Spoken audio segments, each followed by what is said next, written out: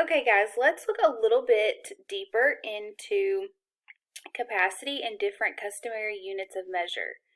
In the last video, I showed you real life examples and measuring cups of the different customary units of measure.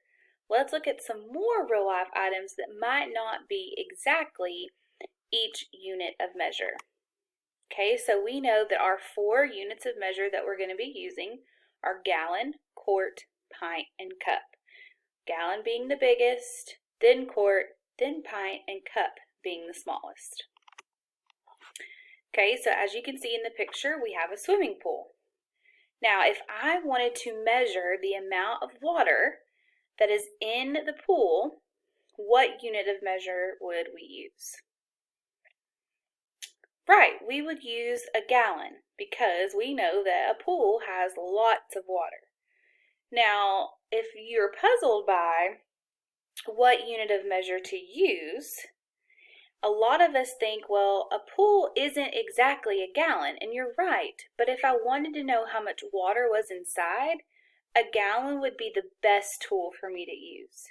Because if I used a cup, think about how long it would take and how many scoops of water we would have to get to know how much water was inside.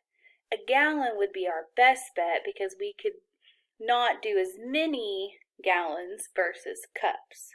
Okay, so let's look at some more examples and let's look at and think about what would be the best unit of measure. Okay, here we have a glass of tea.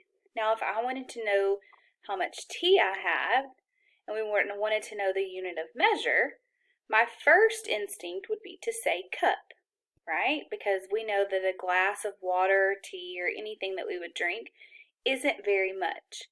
But it also wouldn't be completely wrong if you told me pint. Because could my glass hold a pint? Yes.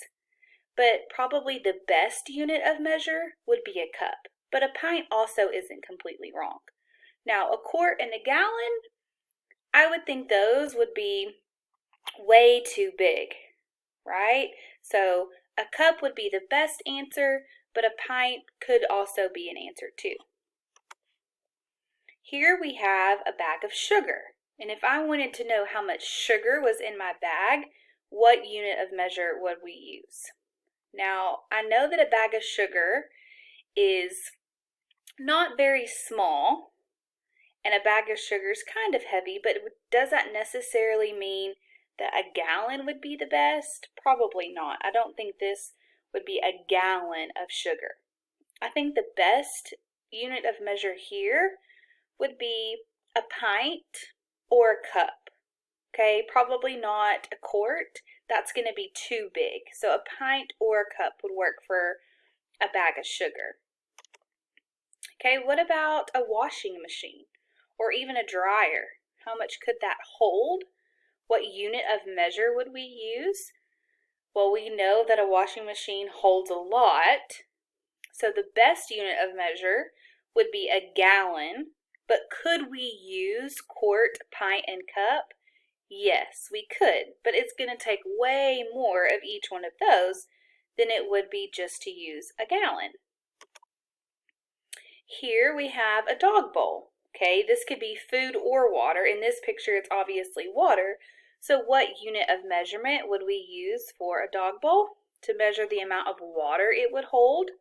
Probably a cup in this case.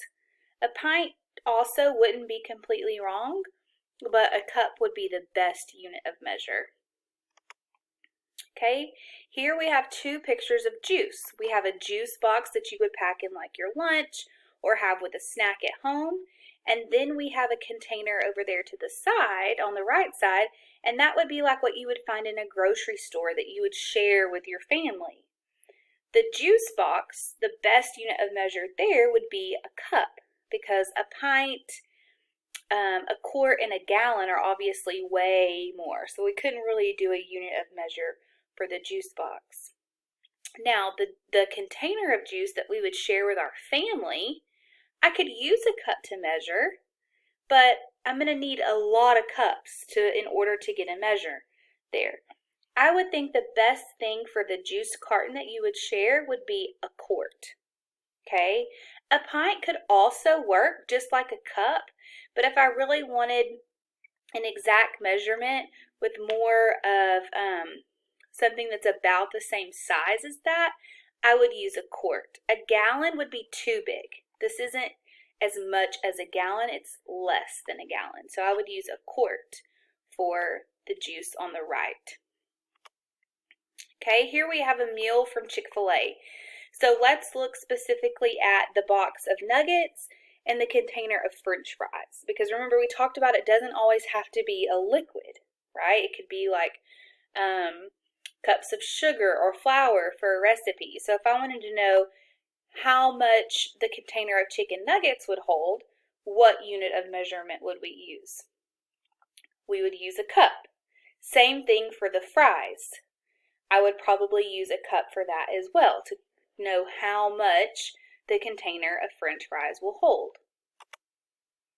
Okay, a jar of peanut butter.